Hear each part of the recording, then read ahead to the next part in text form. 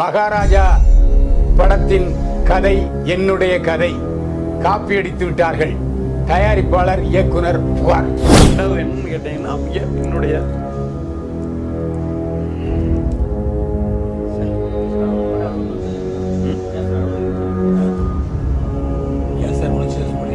இல்லை சார், சொல்றதுக்கே எனக்கு ரொம்ப வாய் கூசுது. எப்படின்னு கேட்டீங்கன்னா மகாராஜா அவனுடைய படம் ரிலீஸ் என்னை பாதிப்படைஞ்சிருச்சு. ஏன்னா என்னுடைய கதை.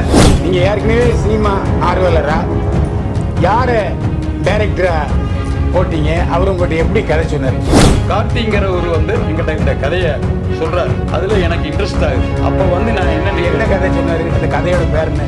அவரு உங்ககிட்ட கதை சொன்ன உடனே அவர் மேல முழுமையான நம்பிக்கை இருந்துச்சா, இல்லாட்டி அதை முதல்ல எனக்கு ஒரு குறும்படம் எடுத்தான்னு கேட்டீங்களா? உங்களுக்கு அப்போது என்ன கருத்து நினைக்கிறது? இது நடந்தது உண்மை சார். இன்னைக்கு மகாராஜா படம் ரிலீஸ் ஆகி கிட்டத்தட்ட ஒரு வாரம் ஆகும். அப்போ எழுத்தா சென்டர் போய் மகாராஜா படத்தினுடைய கதை எங்க கதை, கார்த்தி எழுதின கதையை தான் அவங்க எடுத்து வச்சிருக்காங்கன்னு கம்ப்ளைண்ட் கொடுத்துருக்கீங்க. ஆமா. இப்போ அடுத்த நாள் பக்ரீத் லீவு, அதுக்கப்புறம் என்னஞ்சீங்க?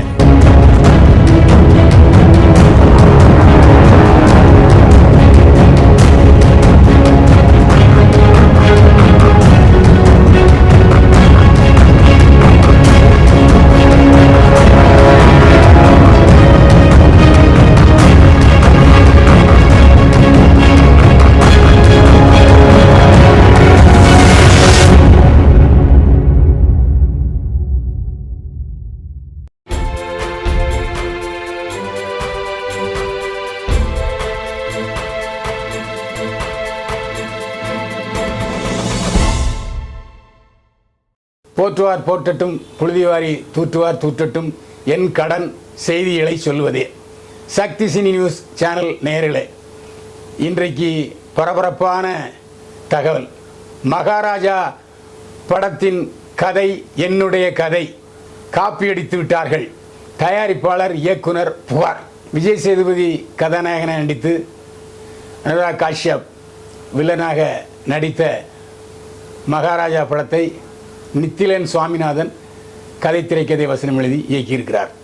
இந்த படத்தினுடைய கதையை 2 ஆண்டுகளுக்கு முன்பே மகாராஜா படத்தின் கதையை அத்தியாயம் 1 என்ற தலைப்பில் குறும்படமாக தயாரித்து அதை தனியார் தொலைக்காட்சியில் போட்டி குறும்படத்திற்கு அனுப்பி வைத்திருக்கிறார். அந்த படத்தினுடைய தயாரிப்பாளர் இப்போது நம்முடன் இருக்கிறார். பரபரப்பான சுவாரஸ்யமான வில்லங்கமான செய்திகளை நாம் அவரிடம் கேட்டு தெரிந்து கொள்வோம். வணக்கம் சார். வணக்கம் சார். உங்கள் பேர் என்ன, எந்த ஊர்? அன்பார்ந்த நேயர்களுக்கு வணக்கம். என் பெயர் மருதமுத்து. நான் பழனியில் இருக்கின்றேன். உங்களுக்கு படம் எடுக்கணும்னு எப்படி ஐடியா வந்துச்சு? நீங்கள் ஏற்கனவே சினிமா ஆர்வலரா யாரை டைரக்டரா போட்டீங்க? அவர் உங்கள்கிட்ட எப்படி கதை சொன்னார்? டீட்டெயிலாக சொல்லுங்கள் சார். இதுக்கு முதலே நான் வேலுங்கிற ஒரு படம் பண்ணி சந்தர்ப்ப சூழ்நிலையில் அது அப்படி நின்று போச்சு. அப்புறம் அடுத்து அப்படி என்னன்னு கேட்டீங்கன்னா கார்த்திங்கிறவர் எங்கிட்ட இந்த கதையை சொல்றாரு. அதுல எனக்கு இன்ட்ரெஸ்ட் ஆகுது. அப்போ நான் என்ன கதை சொன்னாரு? அந்த கதையோட பேர் என்ன? கதையோடைய பேர் அத்தியாயம் 1. என்கிட்ட சொல்றாரு. அதுல எனக்கு ரொம்ப இன்ட்ரெஸ்ட் ஆகுது அந்த கதையை கேட்கிற போது. அவரு உங்ககிட்ட கதை சொன்ன உடனே அவர் மேல முழுமையான நம்பிக்கை இருந்துச்சா, இல்லாட்டி அதை முதல்ல எனக்கு ஒரு குறும்படம் எடுத்தான்னு கேட்டீங்களா? அந்த வார்த்தையும் சொல்லிடுங்க. அவர் அவருடைய திறமையை பார்க்கறதுக்கு நான் ஒரு குறும்படம் எடுத்து காமிக்க சொல்றேன். அதுக்கு உண்டான முதலீடு நானே கொடுக்குறேன். அவர் அந்த குறும்படத்தை எடுத்து கொடுக்குறார். படம் நல்லா இருந்தது. அதற்கு பின்னாடி யார் அந்த படத்தில் நடிக்க வைக்கலாங்கிற முடிவு நாங்களே உட்காந்து பேசுகிறோம். அப்போ என்னென்னு கேட்டீங்கன்னு சொன்னா, இயக்குனர் KS ரவிக்குமார் சாரை போடலான்னு என்னுடைய கருத்தை சொன்னேன். அவரு சரின்ட்டாரு. ரவிக்குமார் என்ன கேரக்டர்ல நடிக்க வைக்க தீர்மானிச்சீங்க? இன்ஸ்பெக்டர் வேஷத்துல அவரை நடிக்க வைக்க சொன்னேன். சார்லி அப்பா கேரக்டர்ல நடிக்க வைக்கிறோம். யாருக்கு அப்பா? கதாநாயகி. கதாநாயகி வச்சோம். சரி. அதுக்கு அடுத்து அப்படியே எல்லா ஆர்டிஸ்டும். இல்ல, கதாநாயகி யாரு? ரக்ஷனாங்கிற பொண்ணு நாங்க படத்துல நடிக்க வைக்கிறதுக்காக இது பண்ணோம். மார்கழி திங்கள்ங்கிற படத்துல அவங்க முதல்ல நடிச்சிருந்தாங்க. அதனால அவங்கள இது பண்ணணும். 2வது அப்புக்குட்டி போன்ற நடிகள். உங்களுக்கு அப்புக்குட்டி என்ன கேரக்டர் நடிக்கிறது? வெட்டுக்கிளிங்கிற கேரக்டர்ல அவர் அந்த 5 பேர் தவறு பண்ற குரூப்ல அவரு ஒரு ஆளா வச்சிருந்தோம். வில்லன்கள் யாரெல்லாம்?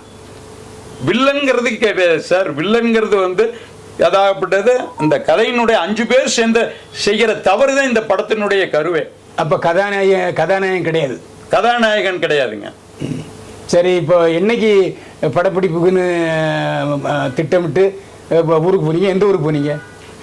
படம் எடுக்கிறதுன்னு முடிவு பண்ணி பழனியிலேயே என்னுடைய சொந்த ஊர்லேயே படத்தை எடுக்கலாம்னு என்னுடைய ஆசையா இருந்தது. பழனியிலே நாங்கள் எல்லா பக்கமும் பழனி சுற்றியே நாங்கள் படம் எடுக்கிறதுன்னு முடிவு பண்ணியிருந்தோம். அப்போ வந்து என்னன்னு கேட்டீங்கன்னா எல்லாத்தினுடைய கால் ஷீட்டு கரெக்டாக எங்களுக்கு கிடைச்சது. கிடைச்சோன்னே நாங்கள் பழனியில் திட்டமிட்ட மாதிரி படத்தை ஆரம்பிக்கிறோம். அதை ஆரம்பித்த டயத்தில் என்னன்னு கேட்டீங்கன்னா 3 நாள் தொடர்ச்சியாக மழை பெய்யுதுங்க. எங்களால் படம் எடுக்கிறதுக்கு சூழ்நிலை சரியில்லை. ரெண்டாவது என்னன்னு கேட்டீங்கன்னா வானிலை அறிக்கை இன்னும் தொடர்ச்சியாக 1 வாரம் மழை இருக்குங்கிறதுனால நான் என்னை மாதிரி ஷூட்டிங் வந்தவங்களும் இதே மாதிரி 2 ஷூட்டிங் எடுத்தவங்களும் இந்த படத்தை நிப்பாட்ட வேண்டிய சூழ்நிலை வந்துடுது. நானும் நிப்பாட்டிட்டேன். இப்போ அப்போ படப்பிடிப்பு நடத்தவே இல்லை சார். அந்த குறும்படத்தோட சரி, அந்த குறும்படத்தோட சரி படப்பிடிப்பு நடத்தலைங்க. அடுத்த கட்ட ஒரு தேதியை குறிப்பிட்டு நாங்க எல்லாத்தையுமே நாங்க டேட் வாங்கிட்டு படத்தை நடத்த திட்டமிட்டு இருந்தோம். அப்ப வந்து படம் எடுப்பதற்கு 2 நாளைக்கு முன்பாகத்தான் நாங்க இந்த படத்தை பார்க்க வேண்டிய சூழ்நிலை வந்தது. எந்த படத்தை? மகாராஜா படத்தை. அதுல என்னுடைய படத்தினுடைய கிளைமேக்ஸ் என்னவோ அதை அப்படியே அதுல வச்சிருந்தாங்க. இது எப்படி சாத்தியக்கூறுன்னு எனக்கு புரியாம குழம்பி போய் இருக்கிற போது எல்லாருமே தொடர்ச்சி எனக்கு போன் பண்ண ஆரம்பிச்சிட்டாங்க. நம்ம கதையில உள்ளது வந்துருச்சுன்னு. இது நடந்தது உண்மை சார். இன்னைக்கு மகாராஜா படம் ரிலீஸ் ஆகி கிட்டத்தட்ட 1 வாரம் ஆக போகுது. இந்த திரைப்படத்தை பார்த்த உடனே நீங்க என்ன நடவடிக்கை எடுத்தீங்க? ரெண்டாவது என்னன்னு கேட்டீங்கன்னா என்னுடைய ஏன் சார் உணர்ச்சி வசப்படுறீங்க? இல்லை சார், சொல்றதுக்கே எனக்கு வந்து ரொம்ப வாய் கூசுது. எப்படின்னு கேட்டீங்கன்னா நான் இந்த படத்தை பார்த்தோன்னே அதிர்ச்சி ஆயிட்டேன். என்னுடைய படத்தினுடைய இயக்குனரை வர வச்சேன். இதுல என்னன்னு கேட்டீங்கன்னா இது எப்படி இந்த நம்மளுடைய கதையினுடைய ஸ்டோரி பூரா அதுல வருது, இது எப்படி ஆனது, எனக்கு பெரிய குழப்பமா இருக்குது அப்படின்னு அவர்கிட்ட கேட்டேன். அவர் என்னன்னு கேட்டீங்கன்னா எழுத்தாளர் சங்கத்துல போய் பதிஞ்சு அவர் என்னன்னு கேட்டீங்கன்னா அடுத்த கட்ட நடவடிக்கைக்கு வர்றாரு. அப்போ எழுத்தாளர் சங்கத்தில் போய் மகாராஜா படத்தினுடைய கதை எங்க கதை, கார்த்தி எழுதின கதையை தான் அவங்க எடுத்து வச்சிருக்காங்கன்னு கம்ப்ளைண்ட் கொடுத்துருக்கீங்க. ஆமா. இப்போ அடுத்த நாள் பக்ரீத் லீவு, அதுக்கப்புறம் என்னஞ்சீங்க? எழுத்தாளர் சங்கத்துல நான் பதிஞ்சு கொடுத்துருக்கேன் சார். ரெண்டாவது என்னன்னு கேட்டீங்கன்னா நடவடிக்கை எடுக்கிறது அவங்க சொன்னாங்க. ஆனா அவங்க பக்ரீத்துங்கிறதுனால அடுத்த நாள் வச்சுக்கலாம் அப்படின்னு சொன்னாங்க. அப்புறம் அடுத்த நாள் லீவா போச்சு. இன்னைக்கு போயிருக்கோம். என்ன இதுங்கிறத அவங்க சொல்லுவாங்கிட்ட நான் அடுத்த கட்ட நடவடிக்கைக்கு நான் தயாராகணும். இது என்னுடைய நிலைமை சார். இப்போதைக்கு மகாராஜா படத்தினுடைய கதை அத்தியாயம் 1 படத்தினுடைய கதை தான் அப்படின்னு அத்தியாயம் 1 படத்தினுடைய இயக்குனரும் வசனகர்த்தாவுமான கார்த்தி சொல்றார். கார்த்தி எழுத்தாளர் சங்க தலைவர் பாக்யராஜ் சாரை போய் பார்த்து வந்திருக்காரு. பாக்யராஜ் சார் இன்னைக்கு சாயங்காலத்துக்குள்ள இதுக்கு ஒரு முடிவு எடுப்போம் அப்படின்னு சொல்லியிருக்காரு. இதுக்கிடையில் இந்த படத்தினுடைய முக்கிய வேலை நடிக்க இருந்த KS ரவிக்குமார்கிட்ட போய் கேட்டிருக்காங்க. அவர் இன்னொரு அதிர்ச்சி தகவலை சொல்லியிருக்காரு. என்ன சொன்னார்னா, எப்பா படத்தில் கிளைமாக்ஸே மகாராஜா படத்தில் வந்துருச்சு, நான் இந்த கிளைமாக்ஸுக்காக தான் இந்த படத்தையே ஒத்துக்கிட்டேன், அதனால் வேற ஏதாவது பண்ணு அப்படின்னு KS ரவிக்குமார் சொல்லிட்டாரு. இதனால் இப்போ அதிர்ந்து போய் உட்கார்ந்துருக்கிறார்கள் தயாரிப்பாளரும் இயக்குனர் கார்த்தியும். இதில் முக்கியமான விஷயம் என்னன்னா, இவங்க குறும்படம் இதுக்கு சாட்சியாக இருக்கு. குறும்படத்தை கண்டிப்பாக பாக்யராஜ் சார் மற்றும் சினிமா எழுத்தாளர் சங்கம் பார்ப்பாங்க, பார்த்து ஒரு நல்ல ஒரு முடிவு எடுப்பாங்க. இல்லை சார், இந்த நிகழ்ச்சி நடந்ததுக்கு பின்னாடி பெரிய மன உளைச்சலுக்கு ஆளாயிட்டேன். என்னன்னு கேட்டீங்கன்னா, நான் பெத்த பிள்ளைக்கு யாரோ பேர் வைக்கிற மாதிரி இருக்கு. இது எந்த விதத்தில் நியாயம்? கதை முழுக்க முழுக்க வந்து எங்களுடைய இது, அதற்கு தகுந்த பிரச்சனைகள் நான் தர்றேன், ஆதாரமா தர்றேன். ரெண்டாவது என்னன்னு கேட்டீங்கன்னா, குறும்படம் எடுத்திருக்கேன், அதையும் நான் மக்கள் மன்றத்தில் நிப்பாட்டுறேன், அதுக்கு நீங்களே ஆதரவு சொல்லுங்க. கதையை பஞ்சிருக்கிறேன். கஷ்டமா இருக்கு சார். அதாவது பேசுறதுக்கு உண்டான வாய்ப்பே எனக்கு ரொம்ப குறைவுங்கிற மாதிரி தெரியுது. ரொம்ப நான் யதார்த்தமா பேசக்கூடியது, ஆனா இன்னைக்கு வார்த்தைகள் தடுமாறுது. அப்படின்னா மன உளைச்சல். அந்த மன உளைச்சலை கொடுத்திருக்கிறது மகாராஜாவுடைய படம். இதற்கு நியாயம் வழங்க நீங்க தான் கேட்கணும். எனக்கு பணம் பெருசல்ல, எனக்கு என்னுடைய புகழும் எனக்கு வர வேண்டிய மரியாதையும் கிடைக்காம போச்சு. இதுதான் என் மனசுக்குள்ள ஓடுது. பணத்தின் மையத்தில் வச்சு இதை நான் கொண்டு வரல. எனக்கு தேவை நியாயம். அது கிடைக்கிறதுக்கு எந்த வகையில் வேணாலும் நான் போராட தயாரா இருக்கேன். இதற்கு நீங்களே பதில் சொல்லுங்க. எழுத்தாளர் சங்கத்தில் கொடுத்த புகார் மனு பார்த்துக்குங்க. எங்கிட்ட ஆதாரம் இருக்கு, எல்லாத்துக்கும் ஆதாரம் வச்சிருக்கிறேன். ஒவ்வொன்றா நான் கேட்க நான் வேணா தர்றேன். பாருங்க, என்னுடைய ஆதாரத்தை நான் உங்ககிட்ட காட்டிட்டேன், நான் பதிவு பண்ணிட்டேன். 100க்கு 100 என்னுடைய பக்கம் நியாயம் இருக்கு.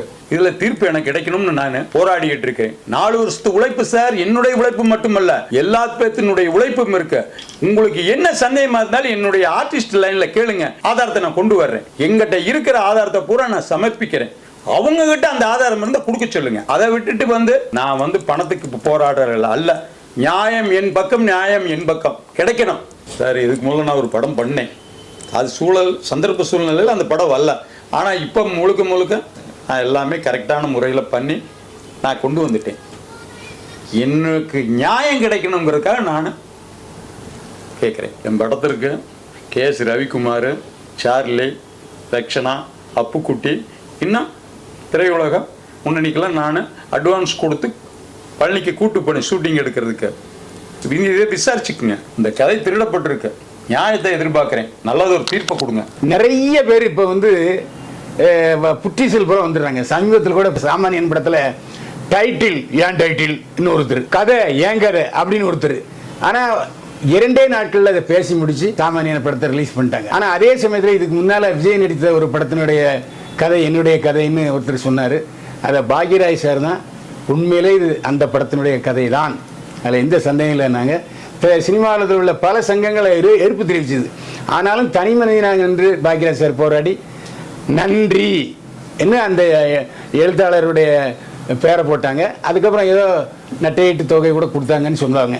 அந்த மாதிரி இந்த விஷயத்தில் சீரியஸாக தமிழ் சினிமா எழுத்தாளர் சங்கம் படத்தை பார்த்து முடிவெடுக்கணும்.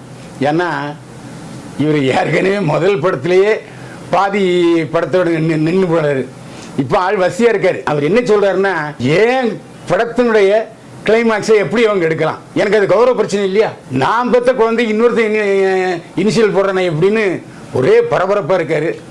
அதாவது அவர் காலையிலிருந்து இன்னைக்கு வரைக்கும் பேசிக்கிட்டே இருந்தார்.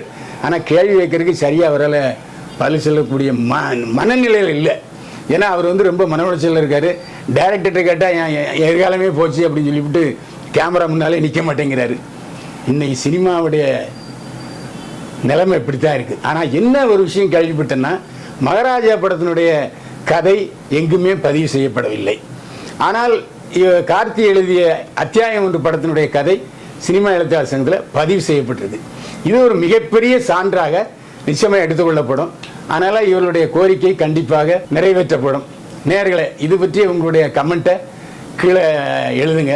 ஏன்னா சினிமாவில் நிறைய இப்படி புகார்கள் வந்த வண்ணம் இருக்கிறது. இதற்கு சினிமா கதை ஆசிரியர்கள் சங்கம் என்ன செய்யணும்னா, நீங்கள் படம் எடுக்கும்போது எங்கிட்ட கதை கொடுத்து ஒப்புதல் வாங்கிக்கப்பா, நாங்கள் ஏற்கனவே உள்ள கதையை பார்த்தோன்னா இது அந்த மாதிரி இருக்குது இந்த மாதிரின்னு நாங்கள் சொல்லலாம். இது முதலே முடிவெடுத்துலாம் இல்லையா. படம் எடுத்த பிறகு இவங்க பாதி படம் எடுத்து அவங்க படத்தை ரிலீஸ் பண்ணி எதுக்கு இந்த வேலையெல்லாம். அதனால் இந்த காப்பி அடித்தல் குற்றத்துக்கு ஒரு நிரந்தர தீர்வை தமிழ் சினிமா காண வேண்டும். அது தமிழ் சினிமா எழுத்தாளர் சங்கம் வசம் இருக்கிறது. இந்த வீடியோ உங்களுக்கு பிடிச்சிருந்தா லைக் பண்ணுங்க, கமெண்ட் பண்ணுங்க, ஷேர் பண்ணுங்க, சப்ஸ்கிரைப் பண்ணுங்க.